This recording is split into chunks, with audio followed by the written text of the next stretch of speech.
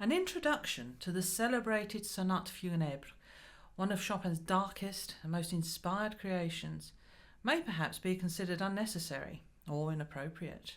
After all, such magnificent music speaks for itself. Or does it?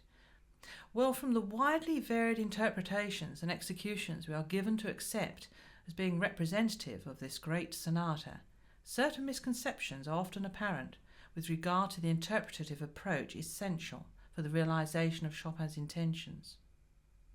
This fact is hardly a new or recent phenomenon.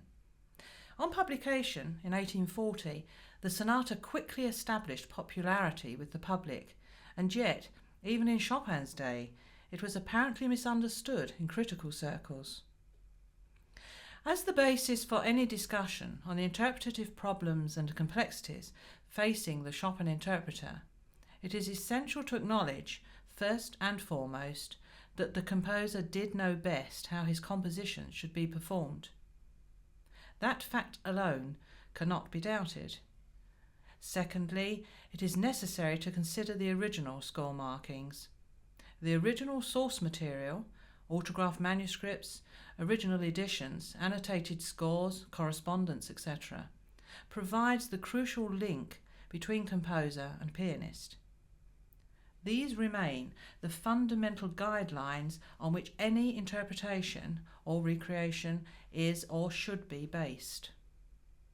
Where this link is questionable or erroneous, it seriously weakens and distorts the ultimate expressive communication that you, the listener, receives.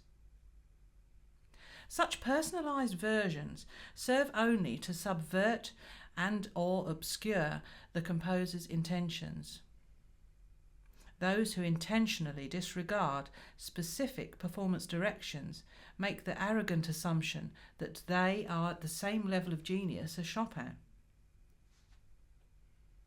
It is well documented that Chopin abhorred any alterations to his musical scores. His original score markings, at least, were precise, although, unfortunately, some engravers and editors, publishers over the years have chosen to sprinkle their own variety of spurious additions on the scores, omitting many of Chopin's own performance indications. Of course, it is also fair to say that when score markings are correctly shown, these are not always observed or given due consideration. In our rather prosaic and jet-setting age, it has to be accepted that for many commercially promoted pianists, the time-consuming and laborious task of extensive research study is just not possible, or could be considered unimportant or insufficiently lucrative. Certainly, such studies, which pose enormous problems, especially in Chopin, demand both sacrifice and time. It is also sad to reflect that truth has long been regarded with some scepticism at all artistic and professional levels. However, the rewards and stimulus of all fragments of discovery related to Chopin's music are invaluable and infinite. Unusually, Chopin himself approved the title Sonate Funèbre for his Opus 35 sonata. The significance of this bears witness to the pervading nature of the funeral march as the unifying force, expressed throughout the four movements in subtle thematic and textual correlations. This famous march was originally composed in 1837 as an independent funeral march, some 2 years before the outer three movements. It is the very heart and is effectively the cornerstone of this profound composition.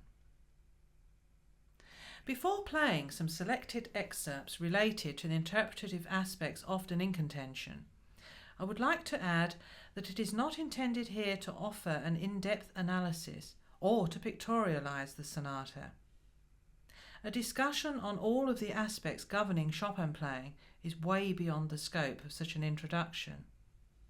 I attempt here only to reveal and hopefully clarify something of Chopin's unique writing which has too often been inappropriately obscured by generations of pianistic tradition and stylization since Chopin's time.